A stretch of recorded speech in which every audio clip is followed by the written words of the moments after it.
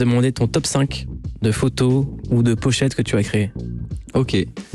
Ça, c'est toujours compliqué. Numéro 5. Mon numéro 5, Keukraland. Ouais. Parce que c'était dans une période où j'ai arrêté un peu tout ce qui était photomontage, tout ça, et ça m'a fait du bien de repartir là-dedans et de faire un visuel un peu à la heroic fantasy, où je mélange aussi de la sculpture, parce que la partie de la base, c'est de la vraie sculpture, donc mélanger les deux, pour moi, ça a été vraiment cool. Donc ça, c'est pour les artistes de la nouvelle génération. Derrière, je dirais 13 blocs. Numéro 4. Numéro 4, pardon. Ouais, je dirais 13 blocs. Blow, parce que, encore une fois, c'est une nouvelle génération, peut-être plus qu'un riz dans l'imagerie, dans le visuel. Moi, je me suis pris une grosse claque en les rencontrant en studio. Et surtout, ils avaient un peu cette liberté de me dire on nous voit presque pas sur la cover. Est-ce que tu peux décrire la pochette ? 13 blocs, grosso modo, justement par rapport au morceau qu'on a écouté la dernière fois, tout à l'heure, faut que je brille, en fait, ce refrain qui tourne en boucle.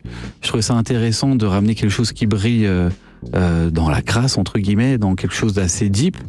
Et c'est vrai que sur cette cover-là, la cover, en fait, qu'on voit, en gros, j'essaie de garder un endroit proche de Sevran, une espèce de parking souterrain un peu insalubre, et d'avoir ce lustre gigantesque. C'était une galère de trouver d'ailleurs, mais gigantesque, qui brille de mille feux au milieu de tout ça. Qu'est-ce que vous en avez fait du lustre ? C'était une location qui venait d'Amsterdam. Ça m'intéressait. Ouais. Numéro 3. Numéro 3. Oh là là, attends, parce qu'on va arriver au numéro 1. Bah oui, il s'approche.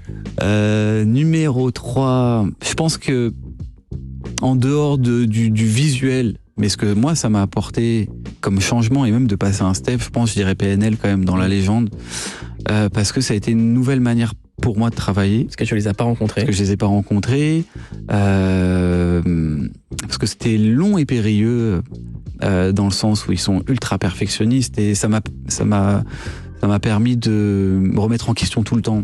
Et c'est ça que j'ai kiffé avec eux, c'est qu'au final, eux, ce qu'ils voulaient, c'était le résultat, que tu sois connu ou pas connu dans ton domaine. Ce qu'ils veulent, c'est quelque chose qui leur plaît à 200%. Donc beaucoup de remises en question tous les jours, tout le temps, en vacances, on s'appelle, non, je sais pas, au final, oui, on reprend. Donc voilà, mais ça a été... Donc vous êtes quand même parlé. Ah, on s'est parlé tous les jours sur WhatsApp, mais je les ai pas vus, même en vidéo, on s'est pas... Incroyable. Voilà. C'était moi. Ah, c'était toi.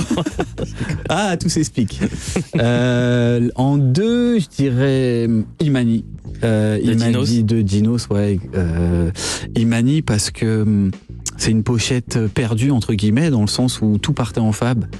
Et je crois que une heure avant, j'ai reçu une pellicule que j'ai fait scanner en labo. Et je suis tombé sur la pochette Imani. Je l'ai envoyée à Dinos. Wow. Je fais, t'as vu la photo? Elle est un peu floue, elle a du grain, elle est un peu sous-exposée. Mais ça défonce. Enfin, ça défonce.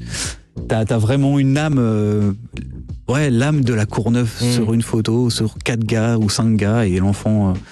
Donc, et pour moi, voilà, ça fait partie des pochettes un peu intemporelles qui bougent pas. Moi, j'ai eu toute une période où j'ai fait beaucoup de photomontage et je trouve que ça vieillit super mal. Après, il peut y avoir une hype à la peine des pixels, mais en interne, bon, voilà, on se sait. Et en premier, alors là, c'est plus compliqué. Mais on va dire que la plus emblématique de mon travail, c'est Youssoupha. Noir Désir. À chaque fois, Désir. Noir Désir, parce que elle m'a ouvert toutes les portes. C'est la pochette qui m'a ouvert toutes les portes et qui m'a permis de plus être juste un prestataire qui arrive à la dernière minute. Contemporain, en fait, aussi. Bah, on a essayé, et surtout on m'a laissé la chance Youssoupha m'a donné cette chance-là d'avoir les moyens de créer. Ouais, les moyens de créer, de dire fais-toi plaisir, on se fait plaisir. Je suis plus en maison de disque. Allez, let's go. Tu vois. Et ça veut pas dire que les maisons de disques elles nous brident trop, mais à ce moment-là, en tout cas à cette époque-là, il y avait vraiment cet argument de il faut mettre la tête en plein pot pour vendre du disque. Tu vois. Avant de